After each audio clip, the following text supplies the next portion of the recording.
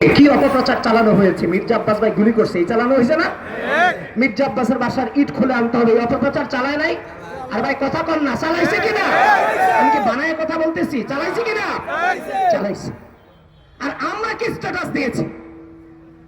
জামায়াত, শিবির, NCP আরো যারা আছে তাদেরকে আমরা রাজনৈতিক প্রতিপক্ষ কিছুটা চিন্তা করতাম, পুরোটা না, কিছুটা।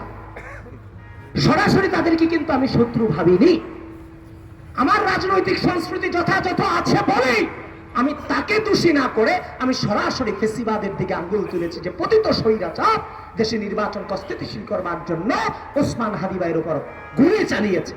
কিন্তু অপরদিকে আমরা দেখতে পেলাম শিবির এবং তার মবস্টাররা বলল যে মির্জা আব্বাস ভাইয়ের বাসা ইট খুলে নিয়ে আসতে হবে, কারণ সে গুলি চালিয়েছে। আরে ভাই, তোরা তো বিচারই চাস না ওসমান হাদি।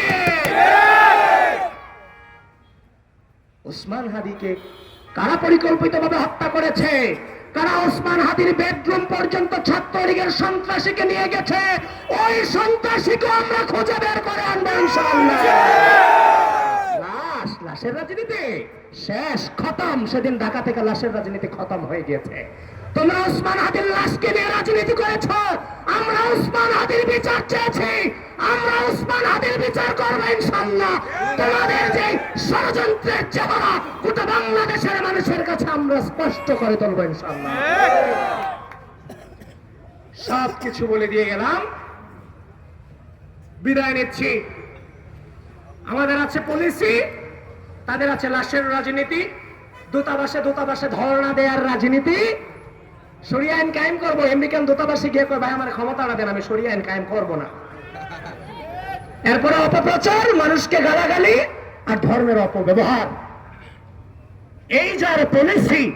যদি কোনো কারণে বাংলাদেশের একটা আসনও জামাত জিতে, তাহলে ওই আসনের মানুষের কপাল পড়বে, কপাল কপাল। ওই আসনের মানুষ 17 বছর উন্নয়ন পায় নাই, সামনেও পাবে না, কারণ এরা তো রাজনীতি কোনো পলিসি পেয়ে নাই। এরা সামনে আইসা সরকারকে ডিস্টার্ব করা ছাড়া এদের কোনো কাজ থাকবে না। বাংলাদেশ জিন্দাবাদ। শহীদ রাষ্ট্রপতি জিয়া রহমান অমর হোক, বেগম খালেদা জিয়া অমর হন। আগামী অবশ্যম্ভাবী রাষ্ট্রনায়ক যাকে 12 তারিখের পরে আমরা বাংলাদেশের এ যাবৎকালের ইতিহাসের সব থেকে স্মার্ট এবং সবচেয়ে ইন্টেলেকচুয়াল প্রধানমন্ত্রী হিসেবে বাংলাদেশ পেতে যাচ্ছে জনাব তারেক রহমানের জন্য দোয়া চাই, এবং জনাব তারেক রহমান জিন্দাবাদ। এই আসনের ধানের শীষের মনোনীত প্রার্থী জনাব এম এ মালেক ভাই। আর ভাই কথা বলেন না, জনাব মালেক ভাই। ভোট হবে কিসে? ভোট হবে কিসে? হয় নাই। সামনে থেকে পেছন পর্যন্ত প্রত্যেকটা মানুষ হাত তোলে, গোটা সিলেটবাসীকে। আরে ভাই, সমাবেশ ছোট হইতে পারে কিন্তু পুরো সিলেট কাঁপবে। শুধু এই আসন না, পুরো সিলেটে প্রকম্পিত হবে। ভোট হবে কিসে? ভোট হবে কিসে? ভোট হবে কিসে?